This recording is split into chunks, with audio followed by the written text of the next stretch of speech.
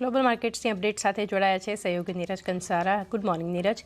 કઈ રીતે આજે વૈશ્વિક બજારો હેન્ડઓવર આપી રહ્યા છે?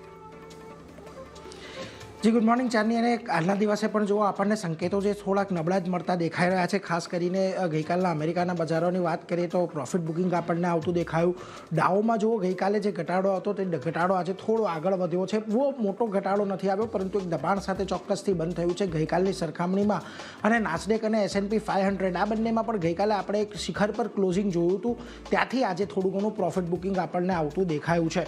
હવે આ જે બધા સ્ટોક્સ અને ઇવેન્ટ ફોકસમાં રહી એની વાત કરી લઈએ. સૌથી પહેલાં ઓરેકલની વાત કરી લઈએ તો ઓરેકલના સ્ટોકમાં ફરી પાછો ગઈકાલે ઘટાડો આવ્યો ને ગઈકાલે 3% જેટલો આ સ્ટોક છે એ ઘટીને આપણને ખાસ કરીને બંધ થતો જોવા મળ્યો.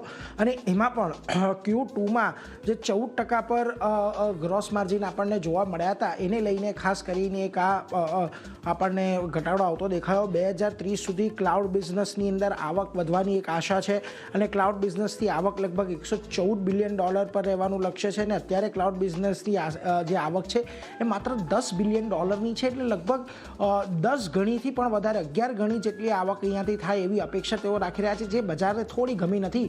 અને એને લઈને આપણને ઓરેકલની અંદર બજારની અંદર ખાસ ઘટાડો જોવા મળ્યો હતો.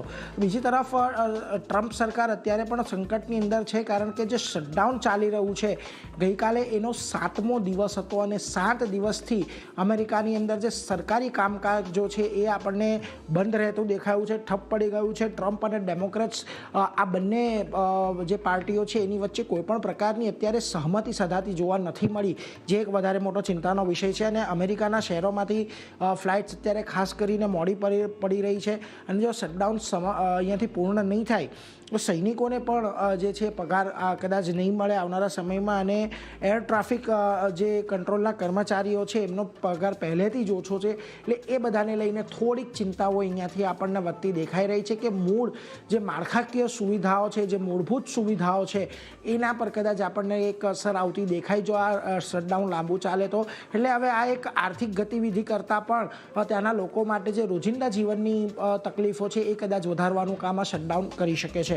બીજી તરફ સોનાના ભાવ આમ પણ આપણે જોઈ રહ્યા છે છેલ્લા ઘણા દિવસથી રેકોર્ડ પર રેકોર્ડ બનાવી રહ્યા છે અને આંતરરાષ્ટ્રીય બજારની અંદર આપણને ઉછાળો જોવા મળ્યો છે. અને કોમેક્સ પર હવે તો $4,000 પણ સોનું આપણને વટાવતું જોવા મળી ગયું છે. Q4માં ભાવ ઘટવાની શક્યતા છે એવું ખાસ કરીને બેંક ઓફ અમેરિકાની સિક્યોરિટીઝ કહી રહી છે. અને પોર્ટફોલિયોમાં 25%થી વધુ સોનું જરૂરી છે એવું જેફરીઝનું પણ ખાસ કરીને કહેવું છે. એટલે આ બધા પર પણ નજર રાખવાની છે આજના દિવસ માટે.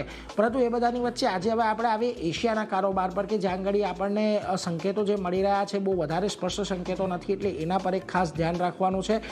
ખાસ કરીને સૌથી પહેલાં વાત કરી લઈએ જાપાનના બજારોની તો જુઓ ત્યાં પણ આજે આપણને જે શરૂઆત થતી જોવા મળી રહી છે થોડીક ફ્લેટ ટુ પોઝિટિવ છે. આપણે ધ્યાન રાખવું જોઈએ 2 દિવસીય સતત આપણને નવા શિખર બનતા દેખાયા. તાઇવાનની અંદર પણ એક ઘટાડો આવતો જોવા મળ્યો. જો સ્ટ્રેટ ટાઈમ હેંગસેંગ પણ અહીંયા દબાણ સાથે જ કામકાજ કરી રહ્યા છે.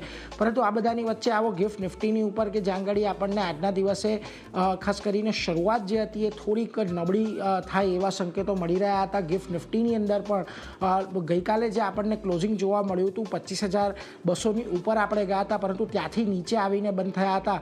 અને આજના દિવસે પણ જે આપણને સંકેત ખાસ કરીને ગિફ્ટ નિફ્ટીથી મળી રહ્યા છે ચારની એ થોડાક ઘટાડા તરફીના જ છે. એટલે શરૂઆત આજના દિવસે બજારની થોડીક ફ્લેટ ટુ નેગેટિવ રહી શકે છે.